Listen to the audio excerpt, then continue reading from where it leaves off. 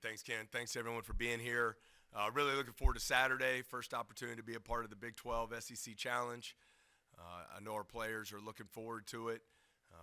It's a huge 2 days for us to try and work to continue to get better. Obviously, stating facts, we're not excited about where we're at or how we've played this month, but we are excited about the chance to get better and improve in those areas as we head into Saturday afternoon's game.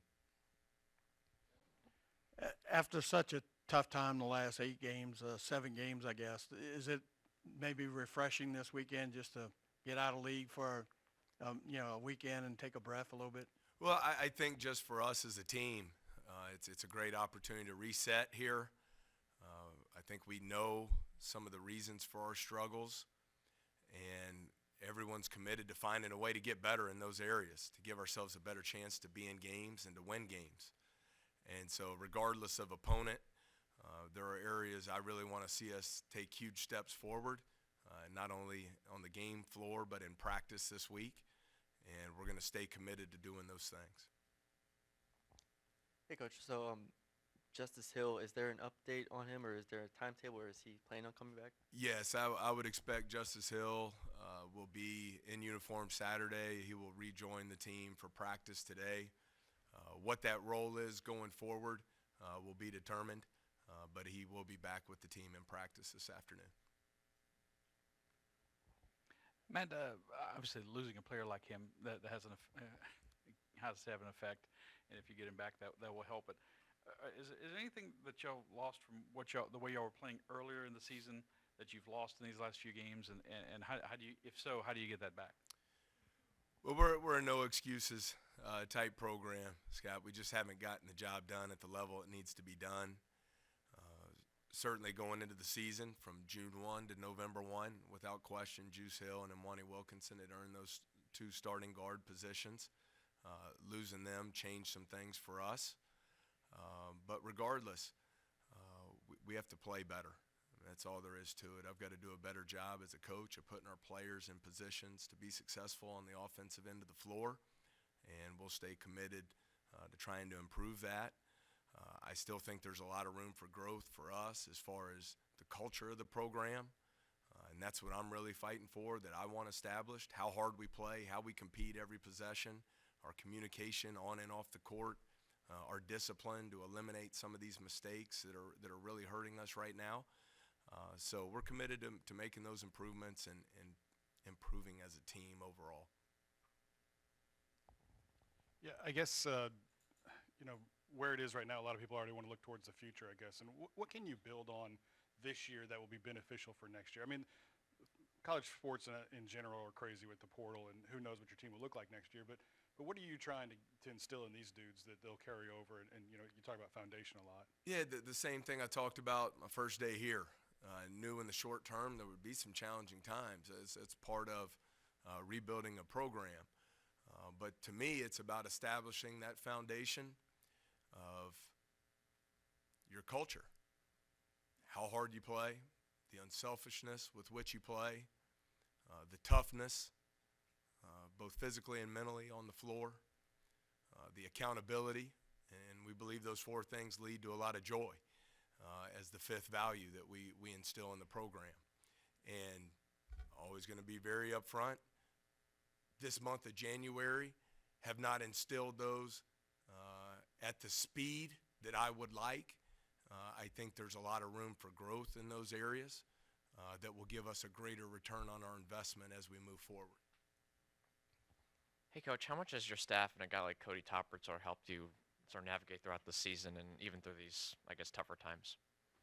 Oh, we're blessed to have a great staff, experienced coaches who have won at all levels of basketball, do a great job investing in our players and starting to build those relationships. And staff's as disappointed as we all are with recent games and our performance. We remain committed to working hard and staying focused on building our program and building this team so that we can get better. And that's the only way I know to approach it. Yeah, Texas Tech, obviously, Mark Adams, great defensive team. Just how would you evaluate where they are, what they do well, and with Fardaws, Amac coming back? Yeah, I think they're relentless in their pressure on the defensive end of the floor. They play a little bit different style of defense from what we've seen here in the last month. Really try to influence you to the baseline and do a great job in their help defense. They swarm the basketball, force a lot of turnovers that in turn gets them out in transition where they're able to convert. So as we all know, we've talked about it, have not gotten it corrected as quickly as we would like, but turnovers has been a major issue for us in our last 5-6 games. And so that's going to be incredibly important on Saturday, the ball security. Offensive end of the floor, really good rebounding team, physical, have great size in their front court. So we know we'll have to do a good job protecting the painted area. Coach, losing Juice and Mwani is more of a silent player, but I feel like the way he plays is the way he leads. Do you feel like losing those two guys has really hurt you guys? Well, I think it's presented different challenges. It changes rotations. It puts people in different positions. But that's part of it. I think every team goes through that every year. You have to manage that. Obviously disappointed from Wani that he has to miss the rest of the season. And as I talked about when we announced his injury, really admire his toughness and courage to try and battle through the injury. It just got to a point where it was counterproductive for him. So, that's part of the challenge, but we have players that'll step forward and remain committed to the work we need to put on the practice court and in the film room to learn and improve and make these corrections. Coach, what did you tap into early in the second half at Arkansas when you made that run? I listened to your post game, like you said, we missed a layup or two, and it's a single-digit game. Well, I think it's a simple formula for us. I thought coming out to start the second half, we really executed on the offensive end of the floor. Screening was much better. We finished some of those plays at the rim that we struggled to finish in the first half, and then the biggest key was the elimination of the turnovers. And that first half, you have 10 turnovers against a team that's top 10 in the country in transition scoring, really puts you in a tough spot. And the second half, by eliminating those turnovers, number one, it gave us obviously a chance to score, but two, it gave us the opportunity to set our defense and mix our defenses and try to change the game on that end of the floor as well. So the turnovers cause a lot of problems at both ends of the court for us. I was going to ask you about the second half at Arkansas, but when you look at the clips of maybe the beginning of the second half at Auburn, and the second half against Arkansas, do you kind of like what would we do if we bottled this up? Well, that's the key, and again, we have to find some positivity here in the disappointment, and I would certainly point to those stretches, the second half versus Auburn and Arkansas, where we did those things I just talked about. Eliminated the turnovers, executed better, gave ourselves better opportunities to score.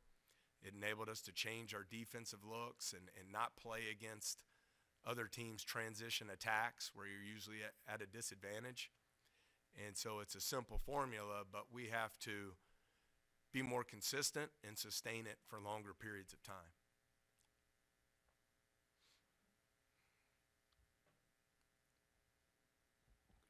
In the film study, are you seeing any trends to these turnovers, or are they, cyclical, repetitive? What do you?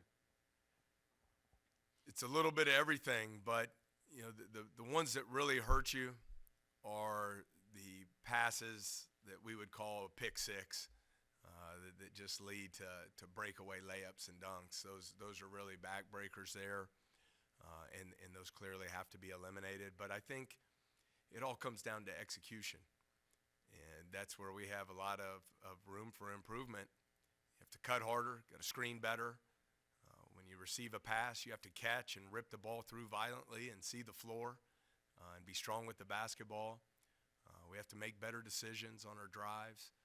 All of those things that will give us a better chance to score the ball at a much more efficient rate.